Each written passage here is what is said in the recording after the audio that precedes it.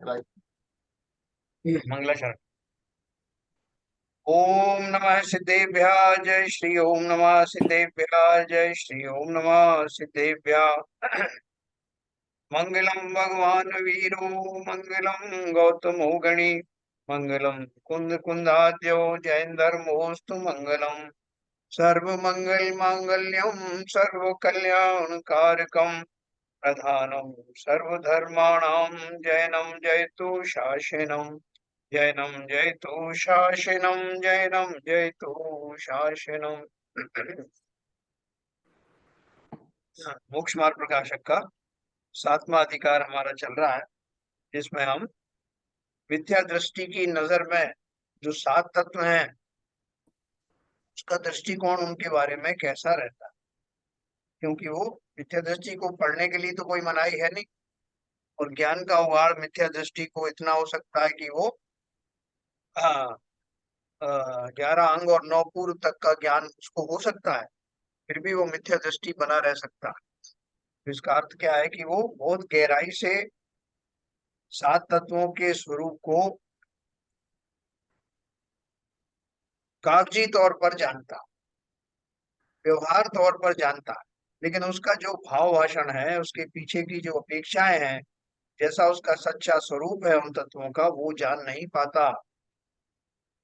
इसी कारण से वो बोल रहे हैं कि ऐसा ज्ञानी, न केवल ज्ञानी, ज्ञानी मतलब सम्यक सम्यक ज्ञानी तो नहीं है, लेकिन मिथ्यात्व वाली मिथ्या दृष्टियों में भी उत्कृष्ट ज्ञान का आधारी और उत्तम चारित्र का पालन करने वाला ऐसा द्रव्यलिंगी मुनि होने के बावजूद भी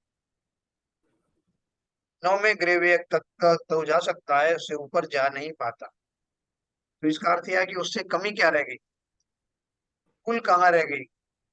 कुल वही रह गई कि जो उसकी इन सारे तत्वों के मूल में जो उसकी आत्मा है, जो मेन स्पिरिट है, वो स्पिरिट वो नहीं जानता। स्पिरिट क्या है? सम्यक दृष्टि जीव जैसे सब तत्वों को अपने ऊपर घटित करके देखता है, इसकी उसकी बात नहीं करता। जैसे निश्चयवासी होता है, वो दूसरों की बात करता है कि ये ऐसा सोचता है, उसका ऐसा सोचना होता है, वो ऐसा सोच नहीं पाता, वो ज्ञानी होता है, ये सब थर्ड पर्सन की तरह बात करता है, जैसे पंडित जी ने कहा। और व्यवहार दृष्टि वाला जो और मिथ्या दृष्टि है, वो उन क्रियाओं से सब कुछ हो जाने वाला है, भक्ति आदि से सब कुछ हो जाने वाला है, निश्चय से कोई अर्थ ही नहीं रखता, ऐसा उसकी मान्यता। दोनों एक्सट्रीम है। तो ये दोनों ही व्यवहाराभासी या निश्चयाभासी वस्तु व्यवस्था को बड़ी प्रकार समझ नहीं पाने के कारण दोनों को ही सातों तत्वों का भाव भाषण नहीं होता, और भाव भाषण नहीं होना ही उनका मिथ्या दृष्टि होने का सूचक है। यहाँ उन्होंने जो बात कही अपन ने अभी तो कल तक जो पढ़ी, उसके आगे थोड़ा सा अपन और पढ़ेंगे। आश्रत तत्व अपन पढ़ रहे हैं। आश्रत तत्व में भक्ति आदि के द्वारा होने वाले पुण्य आदि बंध को वो बंध जैसा मानता ही नहीं, तो उसको पता ही नहीं है कि पुण्य भी बंध का कारण। आपको अवश्य वो बंध का कारण मानता है, लेकिन पुण्य को फिर भी वो बंध का कारण नहीं मानता, जबकि वो गलत है। और पंडित जी ने कहा कि जहां जहां जहां पापाश्रम होने की संभावना हो, पाप भाव आ रहे हो, वहां उनसे बचने के लिए शुभ भावों में जाना आवश्यक है, जाना भी चाहिए। लेकिन उन शुभ भावों से मुक्ति हो जाएगी ऐसा मानना मत।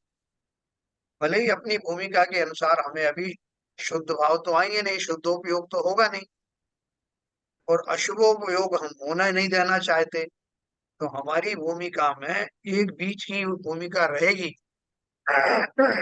जिस भूमिका को हम शुभोपयोग कहते हैं, जिसमें भक्ति आदि का भी जो है बहुत सारा जुड़ाव है, मुख्य तो वही रहेगा। तो वो कह रहे हैं उसमें कोई हर्ज नहीं, लेकिन उन भक्ति आदि के क्षणों में या शुभोपयोग के समय में होने वाले बंध से मेरी मुक्ति नहीं होगी, ऐसा निर्णय में जानना।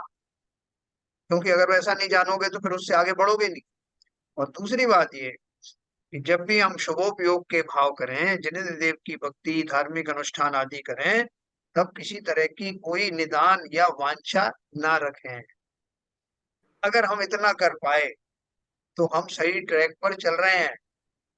क्योंकि हमें दो चीजें पता रख गई। एक पता चल गई कि मैं अभी मिथ्या दृष्टि तो हूँ, लेकिन मुझे शुद्धोपयोग की भूमिका में जाना है। उन्हें उत्कृष्ट आचरण भी अपनाने हैं जो भावलिंगी संत के होते हैं। और मुझे सम्यक दर्शन पूर्वक ही ये प्राप्त होगा, ये मेरे दिमाग में रहना चाहिए। दूसरा, मेरी वर्तमान अवस्था अभी कैसी है, उसके अनुसार मैं अभी शुभोपयोग में चल रहा हूँ, जिससे मैंने अशुभोपयोग को छोड़ रखा है। लेकिन इन भक्ति आदि के क्षणों में भी जिनेंद्र देव से सांसारिक वस्तुओं की कोई वांछा नहीं रखूंगा। और फिर वो जो मेरा जो पुण्य बंध होगा, वो उत्कृष्ट जाति का होगा, जिसे प्रशस्त पुण्य कहते हैं। निरपेक्ष भाव से किए जाने वाले शुभ भाव को ही उन्होंने प्रशस्त राग कहा। हम अपनी भूमिका में उसी राग से हमारा पाला पड़ता। फर्क कहाँ पड़ जाता है? प्रशस्त और अप्रशस्त राग का फर्क क्यों पड़ जाता है? क्योंकि हम में से बहुतों को ये बातें नहीं मालूम। क्या नहीं मालूम? कि पुण्य भी बंध का कारण है, एक तो ये नहीं मालूम। दूसरा ये कि इन पुण्य और पाप दोनों से पार मुझे जाना है, ये नहीं मालूम। तीसरी बात ये कि जब मैं जिनेंद्र देव की भक्ति करने पर मजबूर हूँ, इससे आगे की भूमिका मेरी अभी आई नहीं है, तो इतना तो मैं कर सकता हूँ कि उनको अंतर्यामी मानते हुए, सर्वज्ञ मानते हुए, मैं अपनी किसी अभिलाषा का उनके सामने घोषणा नहीं करूंगा, उनसे कुछ मांगूंगा नहीं। क्योंकि मैं जिनेंद्र देव के माध्यम से अब ये जान गया हूँ कि जो कुछ घटित होता है वो कर्म सिद्धांत के अनुसार घटित होता है। इसलिए इसमें कोई वांछा रखना नहीं, उसमें कोई वांछा रखना नहीं। ये वांछा रहित अगर मैंने होके काम किया, तो मेरा जो पुण्य है वो प्रशस्त पुण्य होगा, जो आगे जा करके मुझे मुक्ति के मार्ग में डायरेक्टली तो सपोर्ट नहीं करेगा, लेकिन इनडायरेक्टली मुझे वो सब निमित्त आदि मिलने में आएंगे। जैसे जिनेंद्र देव की वाणी सुनाने वाले आचार्य देव आदि मिलेंगे, जिन वाणी का समागम मिलेगा, जिन मंदिर का समागम मिलेगा, ये सारी चीजें जो प्रशस्त पुण्य के कारण मुझे प्राप्त होती हैं और आगे भी होंगी। तो बस एक ही बात ध्यान रखना, जो मेरी भूमिका चल रही है उस भूमिका में सात तत्वों को भली प्रकार से समझना। और अगर हमने बहुत भाव भाषण किया, जैसा बताया वैसे ही हमारे अंदर में आ गया, हमें दर्शन भी हो गया साथ साथ लगे लगाए, फिर वो सात तत्वों जो है मेरे लिए वो एक आचरण के रूप में आ जाएंगे। तो हमारा प्रयास क्या रहना चाहिए? जब तक जिनेंद्र देव की भक्ति आदि के भाव आते हैं, तब तक निरपेक्ष भाव से भक्ति करना, पुण्य आदि में अटकना मत। पुण्य आदि की अपने आप प्राप्ति होती है, लेकिन मैं निरपेक्ष भाव से अगर जो कब करूंगा, तो उच्च कोटि का पुण्य बंद होगा और साथ में मुक्ति के मार्ग की सूझ भी मेरे अंदर आएगी। तो चलिए मैं आपको अभी स्क्रीन पर ले चलता हूँ। हाँ, देखिए पंडित जी ने क्या किया कि उसका जो मिथ्या दृष्टि जीव है, उसकी जो चिंतन किस प्रकार का होता है, उसके चिंतन को जगह जगह करेक्शन किया है। क्या करेक्शन किया है? देखो उन्होंने पहले लिखा, हिंसा में प्रमाद परिणति मूल है और विषय सेवन में अभिलाषा मूल है, उसका अवलोकन नहीं करता। कौन नहीं करता? ये जो व्यवहाराभासी या निश्चयाभासी, ये जो मिथ्या दृष्टि है, वो तत्वों के बारे में क्या भूल करता है, इसकी बात चल रही है। सात तत्व का जो है वो अन्यथा रूप लेता है। गुरु भक्ति शास्त्र भक्ति का अपन ने पहले पढ़ ही लिया, इसी के तरह से वो करता है। व्यवहाराभासी धर्मधारियों की सामान्य वृत्ति चल रही। तो अभी देखो क्या बोल रहे हैं, हिंसा में प्रमाद परिणति मूल है। हम क्या सोचते हैं कि मैंने किसी को मारा तो है नहीं, तो मेरा पाप बंद कैसे होगा?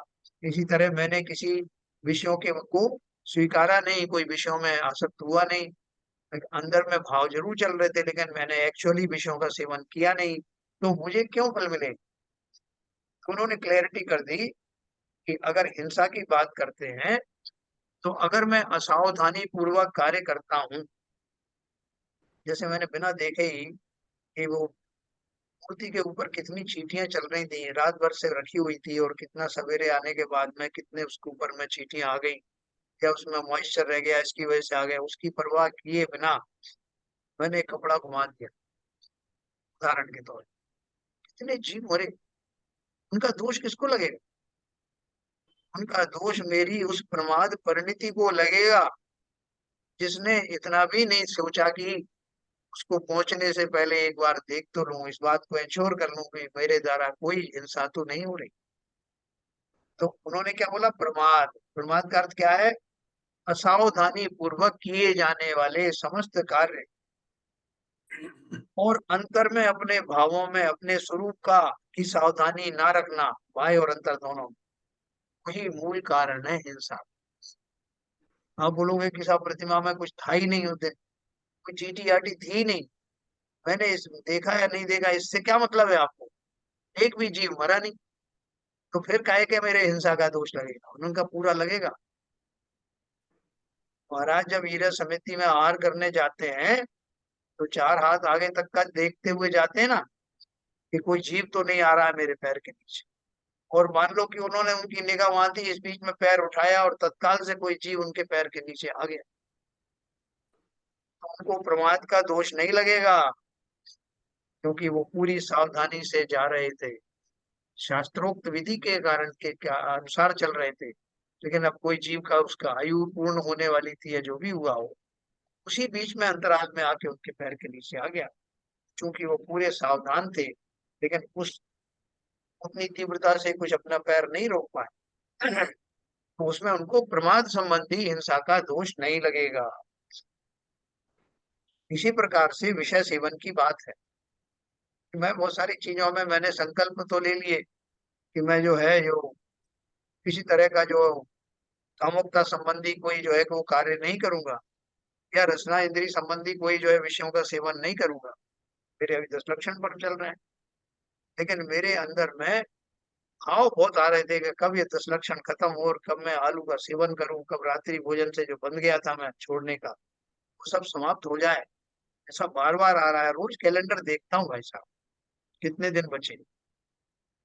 तो अगर मेरी ये अभिलाषा बनी हुई है, विषय सेवन की अभिलाषा बनी है, तो मैंने भले ही कोई भी विषय सेवन नहीं किया हो, पूरा पूरा फल मुझे मिलने वाला है। बात बहुत ध्यान से समझना। इसलिए खाली इन भावों को, इन क्रियाओं से बच करके कोई समझे कि शील व्रत का पालन हो रहा है, मैंने वो क्रियाएं ऐसी नहीं की, लेकिन अंदर में भाव क्या चल रहे थे, वो फल उसका ही मिलता है। तथा बाह्य क्रोधादि करना उसको कषाय जानता है। अभिप्राय में राग द्वेष बस रहे हैं, उनको नहीं पहचान है। बोले साहब देखो वो आदमी कितना शांत है साहब, और एक आप हो बार बार क्रोध करते हो, तो आपको तो बहुत कर्म बन रहे हैं। उस आदमी को देखो, उसका कुछ नहीं हो रहा। मालूम पड़ा कि जो शांत बैठा है वो किन्हीं कारणों से जो शांत है, कि वो कहना नहीं चाहता, अब अंदर से तपस्वी दिखना चाहता है, या उतना बोल नहीं पाता है, या डर लगता है कि कोई क्या कहेगा, बहुत सारे कारण हो सकते हैं, लेकिन अंदर में बहुत क्रोधित है वो। उन परिस्थितियों में को हजम नहीं कर पा रहा, लेकिन बोलता भी नहीं। एक आदमी जो है, उसको अंदर से बहुत कषाय तो नहीं है, लेकिन क्रोध आदि की प्रवृत्ति उसकी ज्यादा होने से ज्यादा बड़बड़ करता दिखाई दे रहा। अब किसके ज्यादा बंद होगा? निश्चित है, अपन प्रकृति में बोलते हैं साहब वो भड़बड़िया ज्यादा है, और उससे लोगों ये जो है चुप रहता है। तो इसलिए पंडित जी ने सिद्धांत बताया। ये सिद्धांत क्या है? अभिप्राय में किसके कितने राग द्वेष चल रहे हैं, कितने ज्यादा चल रहे हैं, तीव्र चल रहे हैं, उसके अनुसार बंद होता है। तीन तरह के लोग हो सकते हैं। एक जो राग द्वेष बहुत ज्यादा है और बाहर भी बहुत ज्यादा दिख रहा है, तो उसका तो वो आप जानते ही हैं क्या होगा। दूसरा जो है वो राग द्वेष अंदर में है लेकिन बाहर से शांत है। तीसरा वो जो अंदर से राग द्वेष उतने ज्यादा प्रगाढ़ नहीं है, लेकिन डांटने के लिए, समझाने के लिए, किसी बात को कहने के लिए, जैसे पिता या माता अपने बच्चों को समझाती है, गुस्सा भी करती है, ऐसे कठोर वचन भी बोलती है, लेकिन मन में भाव सिंपल है। ऐसे तीन कैटेगरी हो सकती है। तो तीनों में से उन्होंने उसको अंडरलाइन किया। अभिप्राय में राग द्वेष बस रहे हैं, उनको नहीं पहचान। अभिप्राय का मुख्य रोल है, हमने वो पढ़ा था ना, क्रिया परिणाम और अभिप्राय। एक छोटी सी पढ़ती किताब पढ़ी थी पर। तब इसमें शायद अगली पहले भी शायद मैंने पूछा था ये, जैसे आदमी ने भाव किया और मान लीजिए कोई एक पर्टिकुलर लेवल का किया, उसकी वजह से बंद हुआ, उसको एक्स हुआ, बंद मान लीजिए एक्स हुआ, और लेकिन उसने मन में आया कि ये भाव को मतलब उसने दबा लिए और क्रिया में परिवर्तित नहीं किया उसको, तो कर्म हाँ की वजह से जो बंद हुए वो जीरो हुए। और एक आदमी ने जो भाव किया उसी लेवल का और क्रिया भी कर दी उसी लेवल की अकॉर्डिंगली। हाँ। तो अब अगर अर्थमेटिकली देखें तो जिसने अपने भावों को आने पर भावों को कंट्रोल कर लिया और क्रिया में नहीं गया, तो उसका ओवरऑल बंधन तो कम है। देखो, अपन ने दयानंद राय जी की पूजन में एक बात पढ़ी है, मन में होए सो वचन उचरिए, वचन होए सो तन सो करिए। इस लाइन का अर्थ क्या है? इस लाइन का अर्थ ये नहीं है कि अगर मन में आपको क्रोध आ रहा है तो ऑनेस्टी मेंटेन करने के लिए उसको अगले वाले को थप्पड़ मारना जरूरी है। ये अर्थ नहीं है इसका। इसका अर्थ क्या है कि वो ये मान के चल रहे हैं कि ये व्यक्ति जो है बहुत ज्ञानी है। वो ज्ञानी है तो ज्ञानी व्यक्ति के मन में जैसे अच्छे भाव आएंगे उनका उच्चारण भी वो करेगा तो मुख से उसके जैसे फूल झड़ रहे होंगे, ऐसा होगा। और उसकी तीनों चीजें एक ही कार होंगी। लेकिन दुर्वचन वालों को या दुर्भावना वाले के लिए ये बात नहीं कही गई। वहां तो क्या बोलते हैं, मन में हो सो मन में रखिए, वचन में कभी भी ना उगलिए। तो ये जो आप बात कर रहे हो कि जिसके मन में तो तीव्र कषाय आई लेकिन उसने बाहर में जाहिर नहीं नहीं नहीं, किया। अगर उसने अपने मन में कषाय रख के लेकिन उसको किसी और रूप से अगर उसने एक्सप्रेस किया, किसी द्वेष रूप में अगर मान लो उसको परिवर्तित किया, तो हाँ तो उस वजह से बंद लगेगा। मतलब एक्चुअली हाँ। अगर मैं बंद का एक अर्थमेटिक टाइप का इक्वेशन बनाऊं तो जो बंद होगा भाव की वजह से बंद प्लस कर्म की वजह से बंद, क्योंकि कर्म जो भी हम करेंगे वो भाव से ही आएंगे ना, पहले भाव बनेंगे तभी कर्म होगा। बिल्कुल। भाव की वजह से बंद प्लस कर्म की वजह से बंद। अब मान लीजिए पुरुष ने जीव ने भाव आने पर और उसको कर्म में परिवर्तित नहीं किया, तो कर्म की वजह से तो क्रिया की वजह से जो बंद होते हैं वो तो जीरो हो गए ना उसके। देखो, एक तो पहले आपका माइक थोड़ा सा पास रखिए, आवाज बहुत साफ नहीं आ रही आपकी। दूसरा मैं ये बोल रहा हूँ कि ये कर्म बंद करना और ये नहीं करना हमारे हाथ में नहीं होता।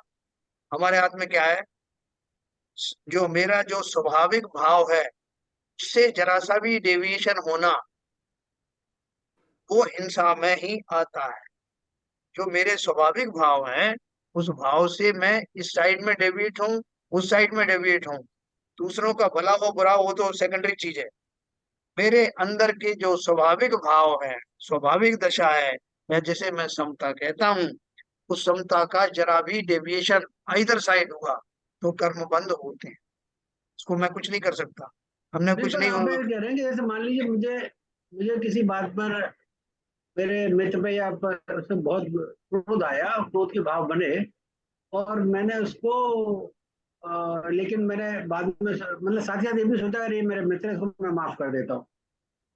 तो भाव तो बने लेकिन मैंने उसको क्रिया में परिवर्तित नहीं किया।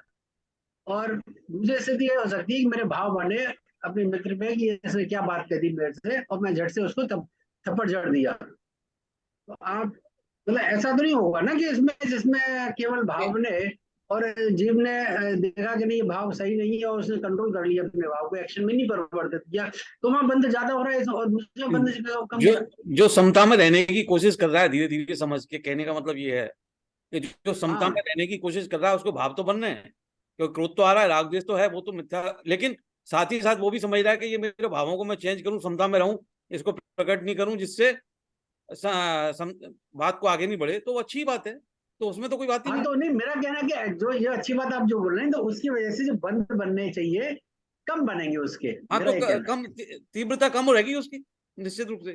भाई बाकी अपनी डॉक्टर बताएंगे। देखो अपनी जो तीव्रता का जो माप है, वो माप इस पे ऊपर निर्भर नहीं करता कि मैंने किसी को चांटा मारा कि नहीं मारा। इस पर निर्भर करता है कि मेरा जो स्वाभाविक क्षमता का भाव है उससे मैं कितना दूर निकल गया, कितना डेविएशन आया, उसका माप वो होता है। बाहर वाले को मारा पीटा नहीं मारा पीटा वो अलग बात है, वो तो उसका उतना बात नहीं है। लेकिन अंदर में मेरे भाव कितने ज्यादा संश्लेषित हैं, उनका मुझे फल मिलता।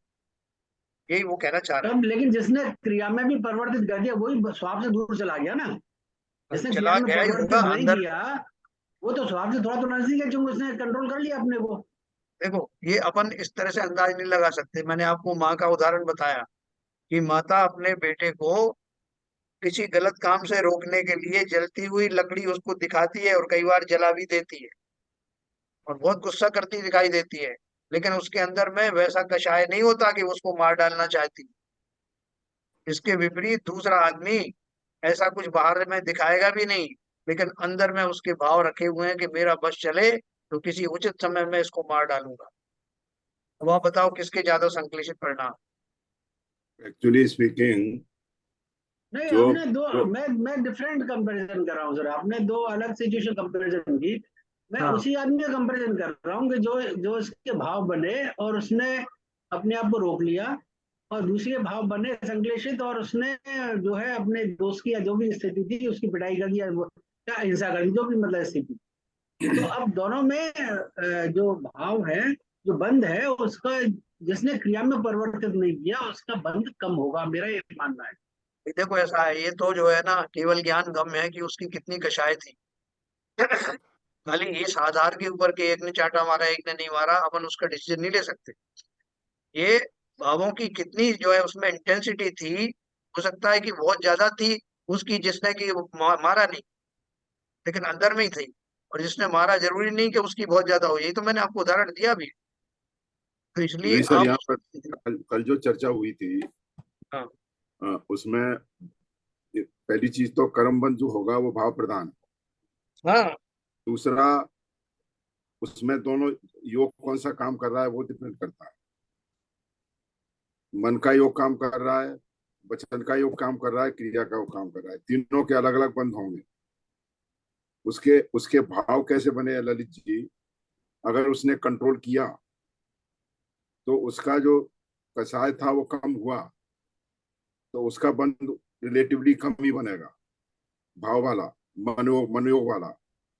और जो क्रिया में परिवर्तित हुआ वचन योग के द्वारा या शरीर की क्रिया के द्वारा, वो वो किस लेवल का है उसी लेवल का उसका वो बंद होगा। एम आई क्लियर सज्जन साहब? हाँ जी काफी कुछ ठीक है। देखो अपन जो वॉल्यूम कंट्रोलर करते हैं ना, वॉल्यूम कंट्रोल, तो उसमें अपन देखते हैं कि जो कौन कौन से नोड ऊपर करना है कौन से नीचे करना है और फिर ओवरऑल रिजल्ट उसका देखते हैं। तो उसी प्रकार से ये ने सही कहा कि हमारा जो कौन से योग चल रहे हैं, किस समय हमारी कितनी इंटेंसिटी है, मन के द्वारा मैं कितना उसको व्यक्त कर रहा हूँ, वचन के द्वारा कितना कर रहा हूँ, काय के द्वारा कितना कर रहा हूँ, और उसका ओरिजिनल पॉइंट मतलब अपने बेसिक स्वभाव से मैं कितना डेविएट कर रहा हूँ। इन सारे चीजों का कैलकुलेशन हो करके मुझे कितना कर्म की स्थिति अनुभाग बनेगा, ये निर्धारण होता है। क्योंकि कर्म बंध भी एक बड़ी जटिल प्रक्रिया है। उसमें से आपका अनुभाग कितना बनेगा, स्थिति कैसे बनेगी, कौन सी जाति का कर्म बनेगा, ये सारी चीजें इन्हीं फैक्टर्स पे तो डिसाइड होती हैं। साहब, पर्याय जो बदल रही है वो तो हर हर समय बदल रही है। कर्म बंद हो रहा है, ये हर समय हो रहा है, तो ये तो कंटिन्यूअस प्रोसेस है।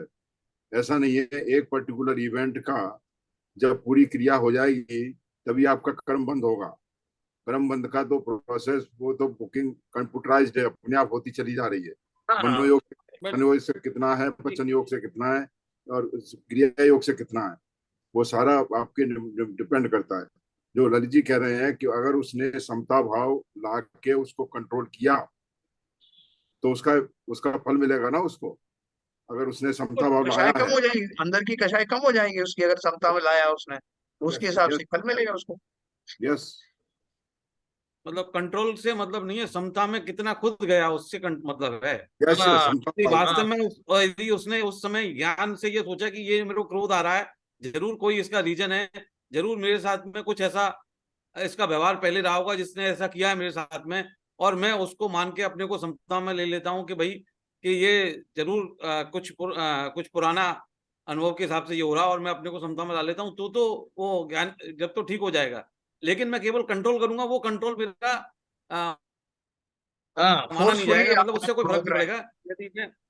हाँ, वो तो समता में आना मतलब भाव में ज्ञान समता। ज्ञान गम में संहिता में आना है कि हाँ भाई अपने को सातों तत्वों को ध्यान में रखते हुए हमको मालूम है कि भाई कि ये कुछ ना कुछ हमारे कर्मों का ऐसा उदय आया है, जो आदमी मेरे पास में आज इतना क्रोध कर रहा है या मेरे को आज उस मेरे साथ में बुरा किया है उसने, और मैं उसको लेके आया, उसको मानूं कि मेरी ही कोई भूल रही होगी और मैं उसको क्षमा करते हुए आगे बढ़ूं, तो ही वो माना जाएगा कंट्रोल। सही कहा आपने। एक तो ये तरीका है कंट्रोल करने का, दूसरा है कि भाई अभी जो है कुछ मेरा बिगाड़ हो जाएगा, जैसे हम बॉस के सामने करते हैं ना। बॉस ने क्रोध किया, अगर अपन चुप बैठ गए कि भैया मैं कुछ कहूंगा तो नुकसान हो जाएगा, गुस्सा तो बहुत आ रहा है, तो अपन ने कंट्रोल कर लिया। वो कंट्रोल दूसरे टाइप का है, मेरे भाव थोड़ी शांत हुए, समता में थोड़ी आया, उसका फल मिलता है पूरा। क्योंकि समता में जीव तो वास्तव में वही आता है जो सम्यक दृष्टि होता है। तो सम्यक दृष्टि होने का अर्थ यह है कि उसने पूरे कर्म सिद्धांत को भली भांति स्वीकार किया है, अपनी वास्तविक स्थिति को एक्सेप्ट किया है कि मैं इस स्थिति में हूँ और मुझे ये नहीं करना चाहिए। वही व्यक्ति समता में वास्तव में आता है।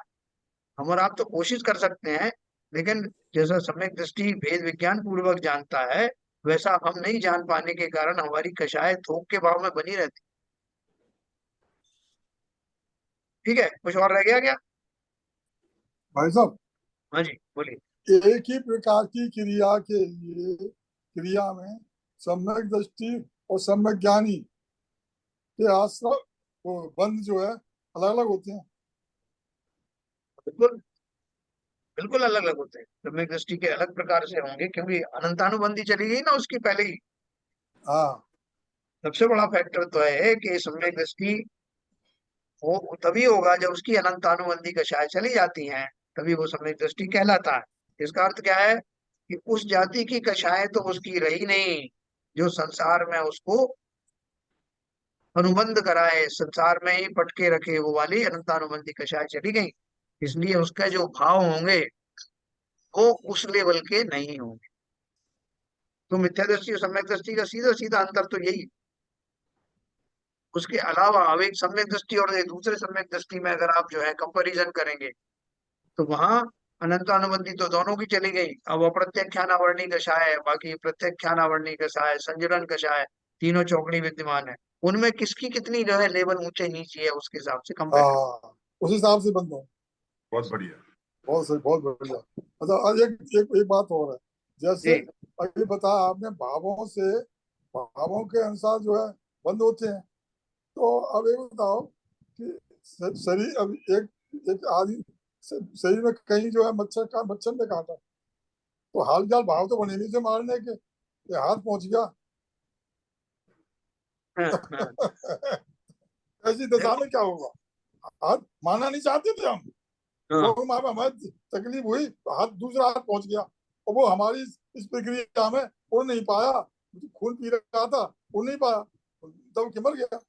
अब बताओ, भाव तो हमारे मारने के थे नहीं इसमें। अभी वही तो पढ़ते, प्रमाद तो बता ही रहे थे, प्रमाद है उसका रीजन। अरे वहां पे ये तो उसकी सम्यक दृष्टि के लिए, और जो जो उनके लिए है, लेकिन मिथ्या दृष्टि की बात कर रहा हूँ मैं मिथ्या दृष्टि मिथ्या के लिए भी दृष्टि तो प्रमाद तो बना आप हुआ है बात सही उसको, कह रहे हो। ये ज्ञान नहीं है, ये ज्ञान नहीं है कि उसको जैसे ही मतलब ये ज्ञान होना ही चाहिए कि मतलब यदि मिथ्या दृष्टि भी है और वो यदि पालन कर रहा है उसको, और इस बात को मानता है कि मेरी गलत मतलब ये गलती जिसे बोलते हैं हिंसा है, वो भी प्रमाद बस हिंसा हो रही है तो लगेगा मतलब ये जैसे जो हिंसा के दो रूप हैं आपके, कि एक तो आप जानबूझ के करते हो, एक अज्ञानता में करते हो, तो अज्ञानता संकल्प, का दुख तो पूरा ही लगेगा, लेकिन प्रमाद बस है तो आपको लगेगा ही लगेगा। भाई नहीं देखो, संकल्प, बहुत संकल्प ही है बढ़िया। सब। हाँ, मैं उसका एनालाइज करता हूँ। देखो, आपजी ने सही क्वेश्चन पूछा कि सपोज करो कि दो लोग, दोस्त लोग बैठे हुए हैं, वो दोनों ही मिथ्या दृष्टि तो है लेकिन साथ साथ थोड़े से प्रमाद ज्ञानी भी है ना, इस उन्होंने शास्त्र आदि भी अध्ययन किए, पढ़े हुए हैं।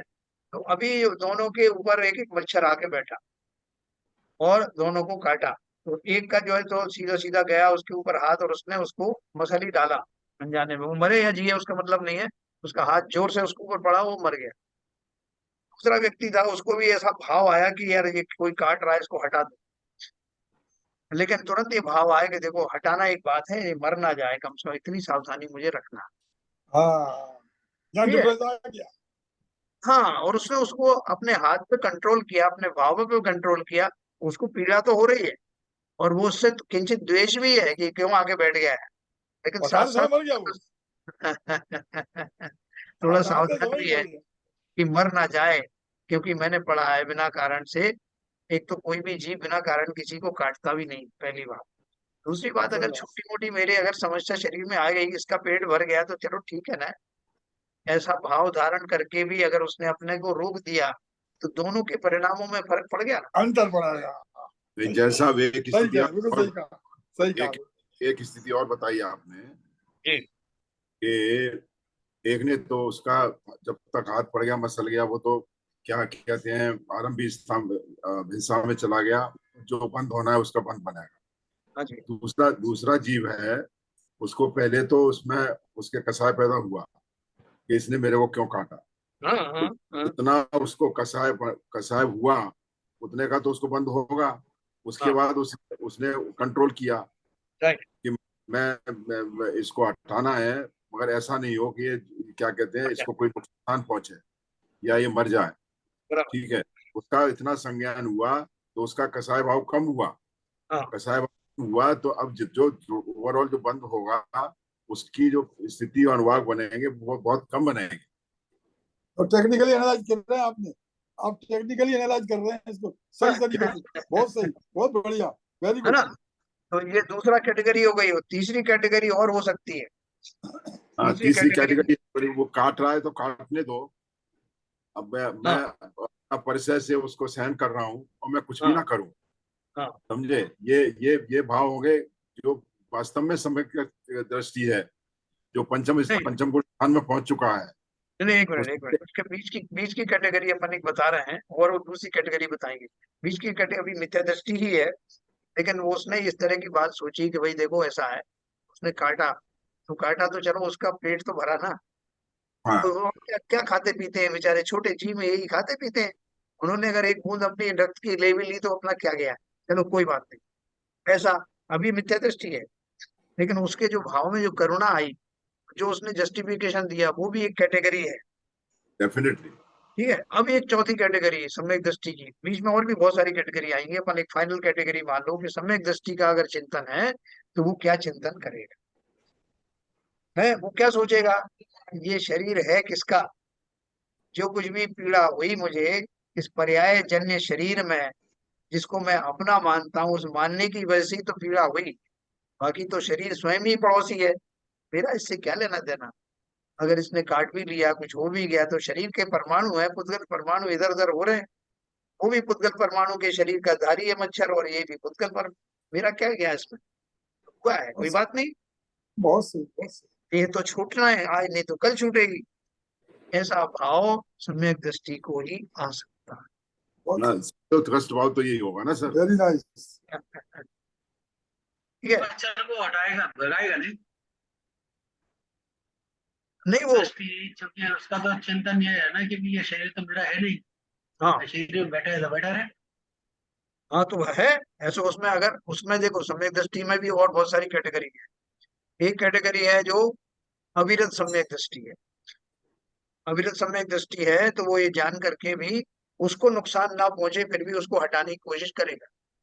लेकिन अगर वो व्रतधारी है, जैसे आपने वो महाभारत की कथा में देखा था ना, कर्ण जो था, उसने अपने गोद में गुरु जी को निद्रा आ गई तो उसको उनको सुला दिया, और इस बीच एक सर्प ने या कोई विषैले जीव ने उसको काटा टांग में, रक्त की धार बह रही थी, लेकिन गुरुजी उठ ना जाए इसलिए उसने अपना पैर को उसी मुद्रा में बनाए रखा। रखा, खून की धार बहती रही। धार बह गई। और बाद में गुरुजी ने इस बात से ये समझ लिया कि ये मुझे झूठ बोल रहा था कि ये ब्राह्मण है, ये क्षत्रिय है। कर्ण, हाँ, कर्ण। हाँ करण। करण। हाँ, इसलिए इसमें इतना साहस आया कि ये उसको सहन कर गया। उसको उन्होंने वो अलग ढंग से लिया, बात अलग है। लेकिन यहाँ मैं क्या कहना चाहता हूँ कि वो जो उसका जो प्रमाण था कि शरीर में कुछ भी हो जाए लेकिन दूसरे को नुकसान ना होने दें, ये जो भाव है वो सम्यक दृष्टि से मतलब चौथे गुण स्थान से ऊपर वाले जीव के जिसने विधिवत संयम धारण किया है उसकी ये भूमिका में ऐसा होता। वो हटाने का भाव ही नहीं करे। जो साधु आदि है ना, मुनिराज आदि हैं तो वो क्या करेंगे, यहाँ मच्छर इतने काट रहे थे तो वो क्या आए थे ना सुनील सागर महाराज, तो लोग ऊपर चले पेडेस्टल गए। लेकर के आए थे, उन्होंने मना कर दिया कुछ नहीं काटने दो उनको, उनको क्या मतलब है। तो ऐसी भूमिका वाले भी जीव है। ठीक है सर, आगे चलें। हाँ बिल्कुल सही साहब। तथा बाह्य चेष्टा हो, तो देखो यहाँ क्या लिखा है, तथा बाह्य क्रोध आदि करना उसको तो कषाय जानता है, परंतु अभिप्राय में जो राग द्वेष बस रहे हैं उनको नहीं पहचानता। तो हमको क्या करना है आपसे, क्योंकि मैं अगर मिथ्या दृष्टि हूं तो जरूरी थोड़ी हो कि मैं ऐसा ही करूं कि साहब मैं अगर ऐसा नहीं करूंगा तो लोग मुझे मिथ्या दृष्टि कैसे कहेंगे। हम कहलवाना चाहते हैं क्या है, कोई कि मिथ्या दृष्टि कहीं के अभी हमारे लिए गाली हो गई, तो इस गाली से बचने के लिए भैया, हाँ अभी हूं तो सही लेकिन निरंतर प्रयास कर रहा हूँ कि ये गाली मुझे ना मिले। इसके लिए पंडित जी ने हमारी मदद की। भैया बाहर के क्रोध आदि करने वाले से ही नाखुश मत रहना, बल्कि अंदर के कषायों से जो युक्त हैं वो बेचारे कितने ज्यादा दीन हैं, उनमें मैं भी एक हूँ। मैं कई बार एक्सप्रेस कर पाता हूँ, कहीं नहीं कर पाता हूँ, लेकिन अंदर के जो राग द्वेष हैं वही कर्म बंध के मूल कारण है। ये विश्वास लाए बिना मेरा आश्रम का द्वार बंद नहीं होगा। ये मूल अभिप्राय वगैरह का है, यही आश्रम के कारण है। तथा बाह्य चेष्टा हो उसे योग जानता है, शक्तिभूत योगों को नहीं जानता। ये मतलब आगे समझा बात। समझदारों के लिए एक लाइन बहुत बहुत बहुत बड़ी लगी लाइन है ये। ये बहुत इसके अंदर मतलब आपका मतलब जो भी क्रोध आ रहा है कुछ भी आ रहा है उसके अंदर क्या अभिप्राय है वो यदि पहचानना चालू कर दिया तो कल्याण वहीं से चालू हो जाएगा। ये समय दृष्टि बनाने के लिए ही तो कर रहे हैं। ये अगर मैंने समझना शुरू कर दिया है प्रक्रिया का कि अभिप्राय में राग द्वेष ना बसे, इसका प्रयत्न करना है, तो मैं कहाँ जा रहा हूँ, मेरा रास्ता कहाँ ले खोलेगा जाकर। मैं निश्चय ही सम्यक दृष्टि बनने की ओर बढ़ रहा हूँ। ये सारी स्टेप्स उन्होंने पंडित जी ने बहुत बारीक बारीक से लेकर के आए हैं, सिस्टमेटिक वे में। अभी योग की बात चल रही है तो अपन जब योग की भाषा समझाते हैं किसी को तो ऊपर ऊपर से कैसे समझाते हैं कि जैसे साहब देखो अपन ने वचन बोला तो वो जो है वचन क्रिया हो गई, वचन योग हो गया। जैसे अपन ने शरीर से भाग दौड़ करी तो वो काय योग हो गया, जो मन में कोई विचार किए तो भाव योग हो गया या मन योग हो गया। तो ये बोल रहे हैं कि ऊपर ऊपर से तो हम इन प्रक्रियाओं को इस रूप में जानते हैं। आय चेष्टा हो उसे योग जानता है, शक्तिभूत योगों को नहीं जानता कि ये जो मेरी क्रियाओं का जो भाव आता है, जो वचनों के माध्यम से, मन के माध्यम से, काय के माध्यम से प्रकट होता है, वो वास्तव में मेरे वो मिथ्यात्व वाले भाव ही हैं, अभिप्राय में बसने वाले राग द्वेष आदि ही हैं, जो इस तरह से जिनका प्रकटीकरण होता है। मूल में क्या है, किसी भी माध्यम से जाए, किसी माध्यम से प्रकट हो वो अलग बात है, लेकिन मूल में तो यही अभिप्रायों अभिप्रायों का दूषणपना, कषायों का जो खजाना मेरे अंदर भरा है वही इन सबका मूल कारण है। यही मेरे लिए कोटे राग आदि का या शक्तिभूत योगों का कारण है। किस भाव से वो मैं उनके ऊपर का अंकुश नहीं लगा सकता कि जब शरीर के माध्यम से ना हो उसके माध्यम से ना हो, लेकिन जड़ में तो आपका स्रोत तो बना हुआ है ना। जैसे अंदर में बहुत ज्यादा प्रेशर बना हुआ है तो वो तो कहीं ना कहीं से निकलेगा। कोई छोटी मोटी झिल्ली है तो उसको फोड़ देगा और निकल आए, इधर से निकलेगा उधर से निकलेगा, जहां भी कमजोर तो उसमें जो द्वार होगा वहां से निकले। तो इसलिए मैं उस ज्यादा डिटेलिंग में ना जाऊं कि कौन से योग से निकला, मैं तो किस अपेक्षा से जाऊं कि ऐसा स्रोत, ऐसा कषायों का अंबार खड़ा ही ना हो, जिनके प्रेशर में आकर के वो कहीं ना कहीं तो किसी ना किसी माध्यम से बाहर निकलेगा। कषाय उत्पन्न ही ना हो, उसका उपाय करना। इस प्रकार आश्रमों का स्वरूप अन्यथा जानता है। बाह्य क्रियाओं को ही वो मानता है कि इनसे ही सब कुछ हो रहा है। कोई गुस्सा करता हुआ नजर आता है तो हम कहते हैं अरे भाई भाई साहब ये तो जाएगा, नरक ही जाएगा ये। मुंह पे भी कह देते हैं अरे तुम ऐसे भाव कर रहे हो नरक जाओगे। तो फिर वो हमसे पूछता है कि तुम तो बहुत ज्यादा शांत हो ना, हम जानते हैं तुम्हारे अंदर क्या है, तुम कहाँ जाओ। तो हमारा क्रोध एकदम साथ में आसमान पे पहुंच जाता है। देखता नहीं है मैं कितना शांत रहता हूँ। हाँ बोला समझ गया साहब। हमारे अंदर जो भरा हुआ है हमें दूसरे को नहीं देखना, फुर्सत नहीं है हमारे पास। मेरी वृत्तियां कैसी चल रही हैं, कल तक मैं कौन भावों से ग्रस्त रहता था, किन बातों को किस स्वरूप में ग्रहण करता था, उनमें अब सुधार आ रहा है कि नहीं। है ना। आप देखो ये टीवी के ऊपर बहस होती ना, तो बहस होने में वो जो एक आदमी बोलता है तो वो अपनी लंबी लंबी बात करता, दूसरे को बोलने नहीं देता। कोई बोलने का साहस करता है, रुको मेरी बात खत्म नहीं हुई। अब सब जो है दम साधे उसकी बात सुन रहा है, उसकी बात खत्म ही नहीं हो रही। फिर अगर दूसरे ने उसका जवाब, जब दूसरे का टर्न आया बोलना शुरू किया, तो उसका एक शब्द निकलते ही टोकने लगा, ए भाई साहब रुको रुको रुको। तो वो क्या बोलता है कि साहब आपने इतना टाइम लिया, मैंने आपको टोका नहीं, लेकिन मैंने शुरू किया तो आपने फौरन से टेकना शुरू कर दिया। लेकिन इस बात से वो प्रभावित नहीं होती। आप देखो उस बहस में जो जैसा है वैसा ही बना रहता है, ना ये करेक्शन करता है ना वो करेक्शन करता है। क्या चेंज किया, इतनी डिबेटें करते हैं वो, लेकिन उनका वो ही चलता है, अपने लिए स्टैंडर्ड कुछ और, दूसरे के लिए स्टैंडर्ड कुछ और। ऐसे यहाँ है कि मैं ये सब सुनने के बाद भी, इतना पढ़ने के बाद भी, अगर मेरे दृष्टिकोण मेरी आचरण वैसे ही बने रहे तो तीन काल में भी सम्यक दर्शन होगा नहीं। इसलिए अपने आप को सुधारना, ये अगर हमें कोई समझाता है तो हमारे समझ में नहीं आता, हमें स्वयं को ही समझाना पड़ेगा। दूसरा समझाता है तो हमारी कषायों को चोट लगती है, अहम हमारा आहत होता है। लेकिन हम स्वयं ही अपनी अपनी गलती उठाएं। बहुत सारे लोग अपनी हंसी उड़ाते हैं, भाई साहब मेरे अंदर तो इतनी अकल भी नहीं।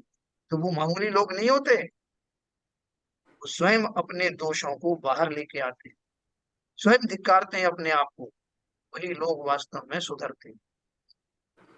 हम डिफेंड करने वाले तो हर कोई डिफेंड करेगा, दूसरा भी चुप हो जाए यार कौन बहस करे।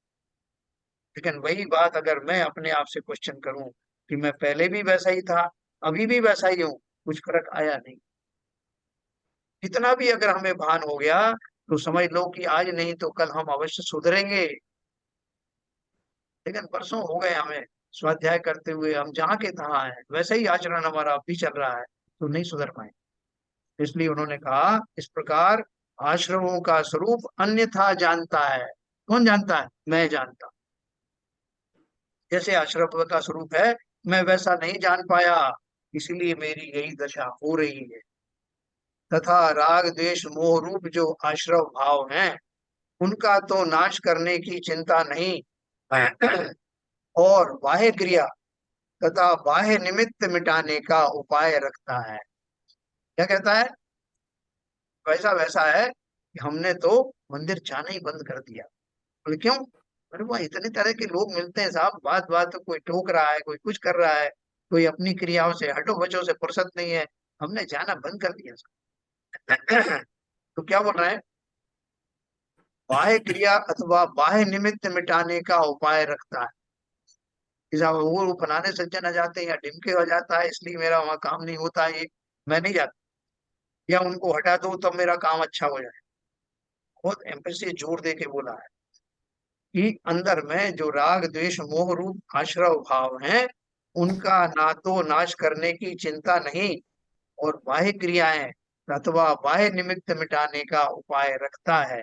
सो उनके मिटाने से आश्रव नहीं मिटता।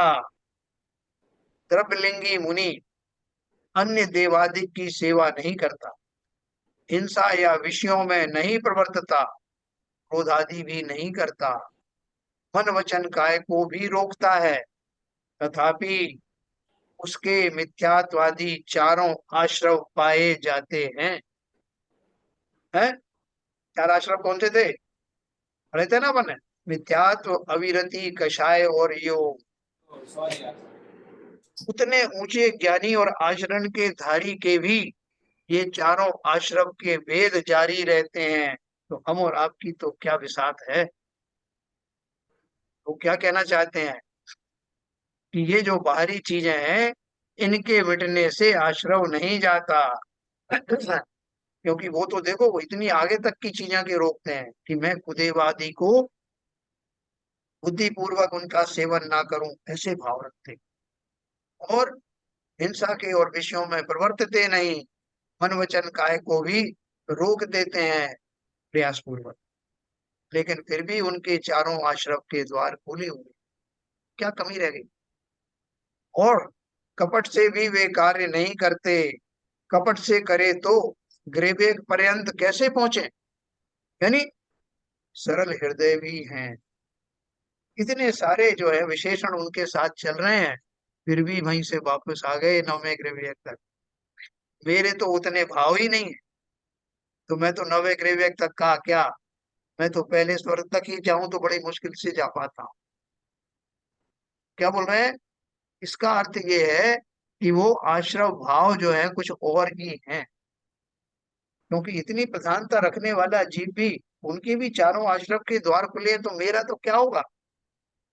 और इसका अर्थ ही ये है कि मैंने आश्रम के सही कारणों को पहचाना नहीं, सही श्रद्धान रखा नहीं, तो मुझे क्या करना है? अब मैं समझ गया कि जो आंतरिक वृत्तियां हैं, या भेद विज्ञान से रहित होकर के अपने स्वरूप को ना पहचानने का जो प्रवृत्ति है, वही मुख्य रूप से आश्रव का कारण है। और जब तक मेरी वृत्ति ऐसी रहेगी, शरीर आदि में अपने वर्तमान पर्याय में ही मैं अपने स्वरूप को मानूंगा, तब तक मेरे आश्रम के चारों द्वार पूरे खुले रहेंगे। इसलिए आश्रम तत्व का सही कारण पहचानने वाला ही अपने मिथ्या दृष्टिपने से बाहर आ सकता।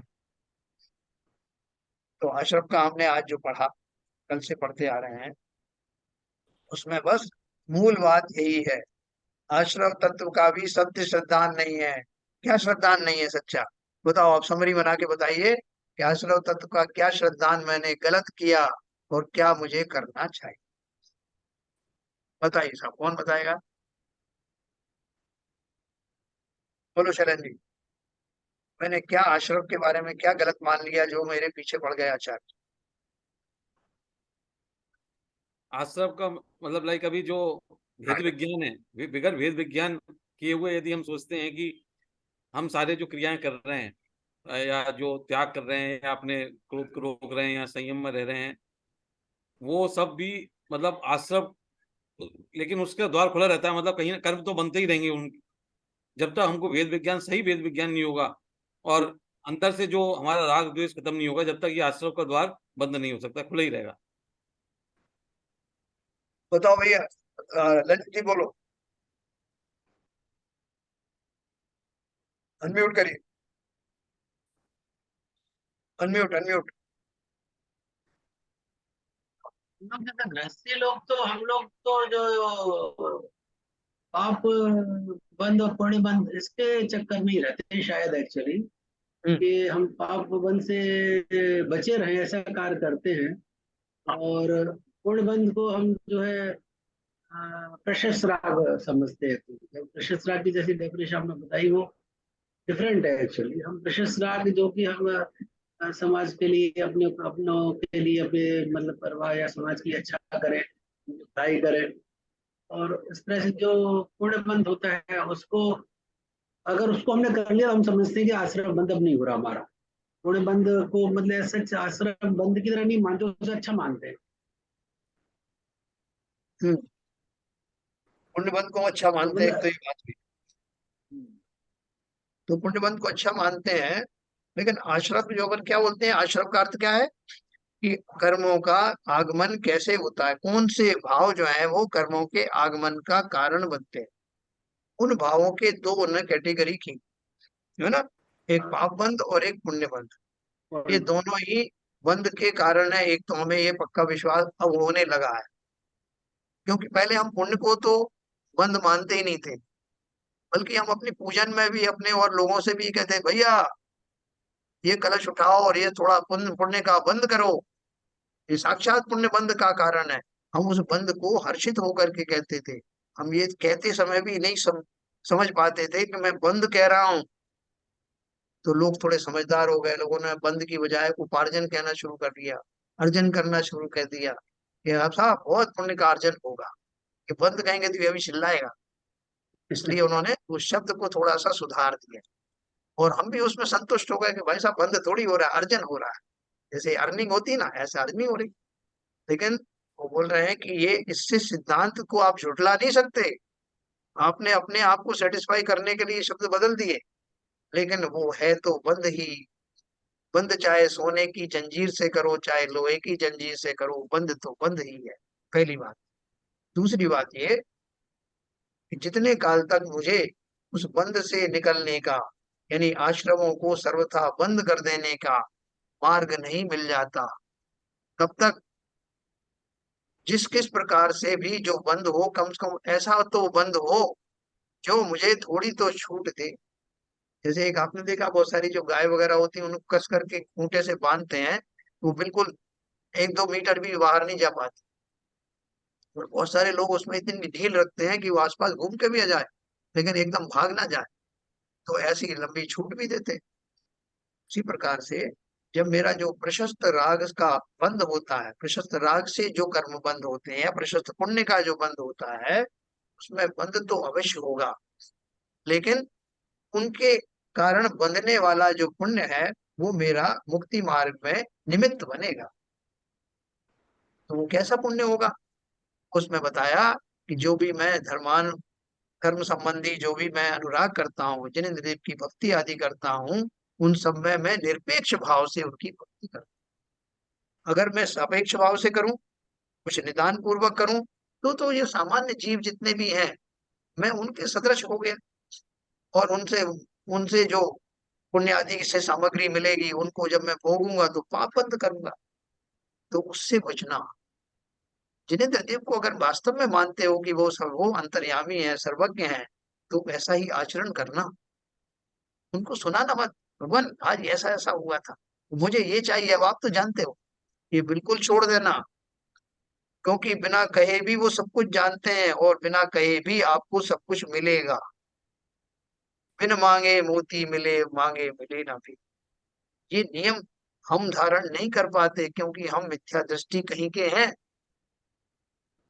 अगर हमको वास्तव में ये विश्वास हो जाए ऐसा ही है, तो मेरे भावों में, मेरे आचरणों में अवश्य ही परिवर्तन आएगा। और आज नहीं तो कल आश्रम के कुछ द्वार बंद होने लगेंगे। पूरे गेट खुल जाते हैं ना, बहुत बाढ़ आने वाली होती है, बांध के चारों गेट खुल गए, 8 गेट खुल गए। और जब इस तरह का जमावड़ा भी ना हो, इस तरह के कोई कारण ही ना हो, मेरे वो आश्रम के द्वार जहाँ से निष्कासन होता था, आश्रम होता था, वो सब धीरे धीरे करके स्वतः ही बंद हो जाए। तो मुझे एक खाली सिद्धांत समझना है। सिद्धांत समझने के बाद उन सिद्धांत के अनुसार मेरे आचरणों में परिवर्तन होने लगेगा। यही हमारी उपलब्धि होगी, यही हमारी आश्रम तत्व को वास्तव रूप में जानने की दशा हो। तो हम सब उस भाव को, इस सातों तत्वों को भली भांति जानना, देखो बहुत बढ़िया मौका मिला है। पंडित जी ने हमको कैटेगरी वाइज उदाहरण सहित सरल भाषा में ये सब हमको समझाया। 7 तत्वों की श्रद्धान को सम्यक दर्शन का कारण बताया सभी शास्त्रों में, तो समझने का मौका आ गया है। हमने आश्रम तत्व समझा। कल मैं आपको इसका और कंक्लूड करूंगा, किसी के कोई प्रश्न हो तो वो लेके आना, फिर अपन बंध तत्व के बारे में कल पढ़े। बहुत उत्तम है, छोड़ना मत। कोई बड़ा काम भी आ जाए तो अवॉइड करना, इसको जरूर अटेंड करना। चलिए साहब, जिनवाणी स्तुति करें। मेरा एक सवाल है सर। जी। मेरा एक प्रश्न है। हाँ बोलिए। तो आप क्रियाओं में जो बात कर रहे हैं कि आश्रम के लिए क्रियाएं मेरी सुधर जाएं, हाँ और अभिप्राय में फिर भी कसाई बनी रहेगी, ऐसा तो हो नहीं सकता कि अभिप्राय में थोड़ी बहुत भी राग द्वेष नहीं होंगे? अरे बहुत होगा, अभी तो थोक में है। अभिप्राय में तो बहुत बसा हुआ है, वो धीरे धीरे छूट जाएगा, लेकिन राग पहले द्वेष हम तो इस मेरे बात का खत्म नहीं विश्वास हुए। तो करें। राग द्वेष देखो तो मेरे खत्म नहीं हुए। नहीं होंगे। देखो, अभिप्राय में सुधार अगर होने लगा तो बहुत बड़ी उपलब्धि है। फिर क्रियाएं भी अपनी उस हिसाब से सुधरेंगी। लेकिन क्रियाओं के क्रियाएं सुधरने से अभिप्राय नहीं सुधरेगा है। लेकिन यहाँ मैं एक बात कहना चाह रहा था। जी। अच्छा, आई थिंक जो आरपी जैन साहब भी कह रहे हैं, सबको मतलब ऐसा लग रहा है कि जैसे कि जब आप ये बोल रहे हैं कि, लेकिन ये इतनी बड़ी बात भी नहीं है। यदि सोचना चालू करेंगे तो कुछ ना कुछ तो राग द्वेष कम होने चालू हो ही जाएंगे। ऐसा हम मान के हमारा स्वाध्याय सफल होगा, ऐसा मैं मानता हूँ। हाँ, नहीं, क्योंकि जरूरी होते हैं, का अर्थ कम ये होते है। ही हैं। राग द्वेष में कम हो ही रहे हैं, और भी होंगे। और थोड़ी सी मेहनत करेंगे तो और भी वो कम हो जाएंगे।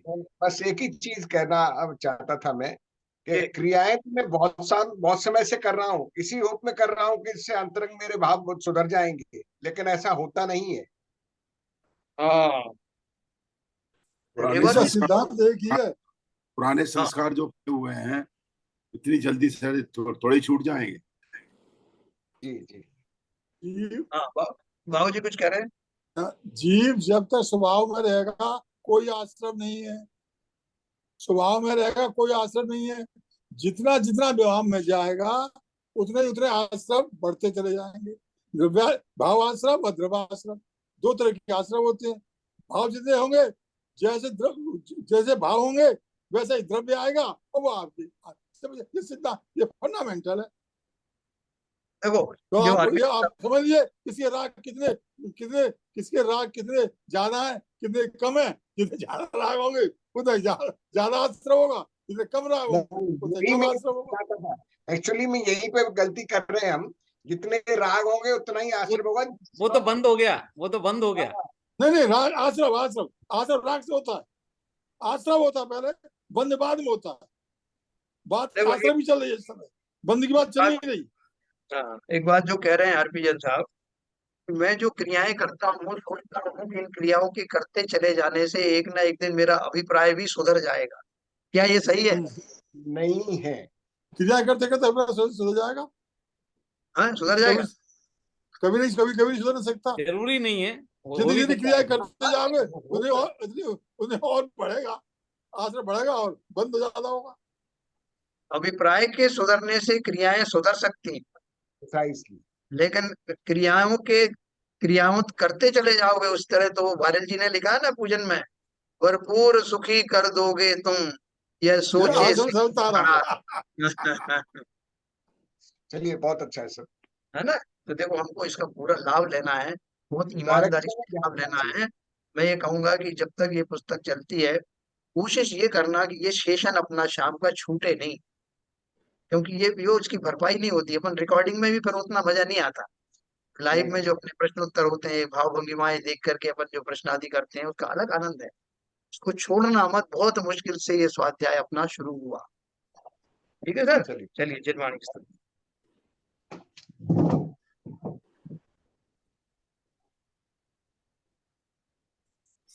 में को ज्ञान के प्रकाश भास में को भानु शिवा खानी है। जान में को बंधन में भी बान में को स्वप्रतिदान में को परम प्रमाण है। अनुभवताय में को जीव के जताय में को करुण सताय में को भव्य उड़ानी है। जहाँ तहाँ तार वे को पार के पुतार वे को सुख विस्तार वे को यही जलवाणी है। हे जलवाणी भारती तो है जपूत्र है, जो तेरी शरणा गए सो पार में सुख है।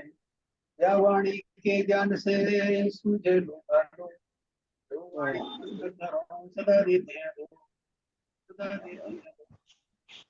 जलवाणी माता की जय।